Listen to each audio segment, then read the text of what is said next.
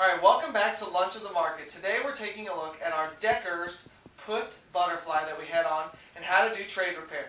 Okay, so initially we have the Deckers put butterfly with a cost of 60 cents per structure. Okay, the structure of a put butterfly is made up of a long put spread and a short put spread, where the short side of both spreads is the exact same strike. So that's how you get the shape of the butterfly, right? In this instance, we've got 1, 2, 1, right? Meaning your long 185 put, your short 280 puts, and then your long a third, right? A 75 put. 1, 2, 1. These two are long. In the middle, you're short, and that's how you get the trade structure of the butterfly. Okay. Now, why do you put on a trade butterfly? Well, we were expecting Deckers to trade down to this short strike at 80. Why? Well, because if you look at F5, if you look at Amazon, if you look at a couple of the other high-flying Jim Cramer FADSCAN names, a lot of them got absolutely whacked on earnings. And so what we wanted to do is have great downside protection, but then say, okay, it's going to go down, but it's not going to go down so far that it's just dumb, right? That dumb level that we're representing, that 80 strike, below which we're short put spreads, which is a very normal trade for us over here at Magnum Opus Financial. So the goal is to take advantage of some price decline until boom, it hits that middle strike, and then we expect the stock to bounce and go back up. Okay? Now, Deckers and CRM, Salesforce.com, both had good earnings last night. Initially, both stocks ripped higher in the after hours. Today, only Salesforce.com is still up higher and during the trading day, and Deckers is actually trading slightly down. But with the volatility still high, right, and decent options prices, we had to make sure that we did our trade repair while there was still enough time. Because remember, once a company reports, a lot of the volatility gets sucked out of the price of the options. So by that alone, options prices will decline just because of volatility getting reduced after the events already happened. Going into events, volatility is usually extremely high, and then depending on how the event goes, usually volatility drops, and then you get a reduction in options prices. So what we did was we actually sold the top side of these puts. Okay? So we're going to do this. Oh, let's get your profit target first. Okay? Sorry, should have done this beforehand.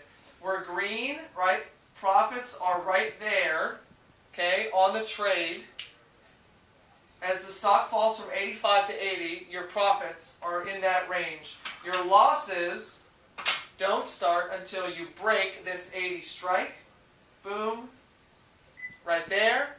And then your losses stop right here below 75. So that's how the original trade structure works. Now I'll show you something really fancy and cool that happens when you change the trade. So what we're going to do is sell these puts. Okay, they still have some value even though they're out of the money because there's still time value left. The reason that we don't want to wait too terribly long to do trade repair on this is because those are out of the money. Every day that goes by between now and options expiration means those options are going to be worth less and less thanks to theta, right? That's the amount of option decay that takes place as time passes for each day.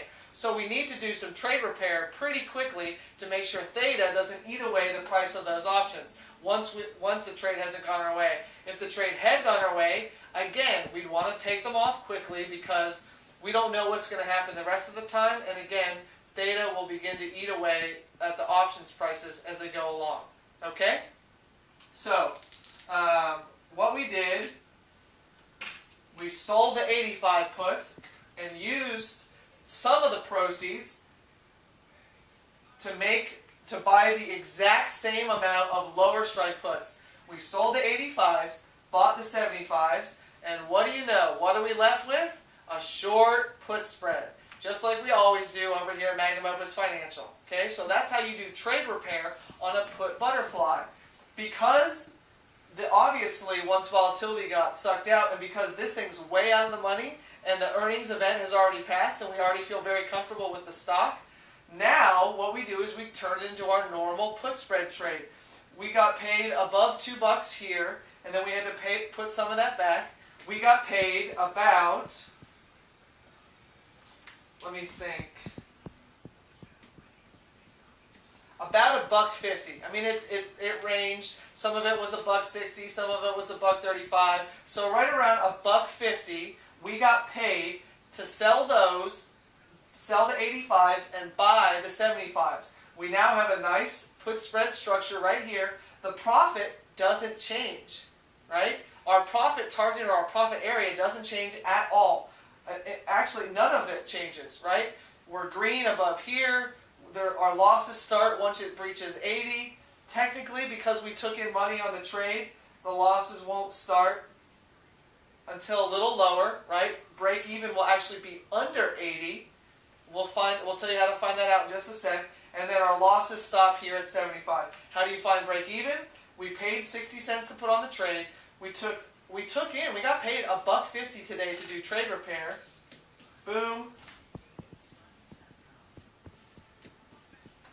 90 cents is what we're going to net on the trade. So even though we were completely and totally wrong, and the stock held up, and earnings were pretty good, and the stock price didn't crash, we turned this into a winning trade. We're going to take in 90 cents, which means our break even is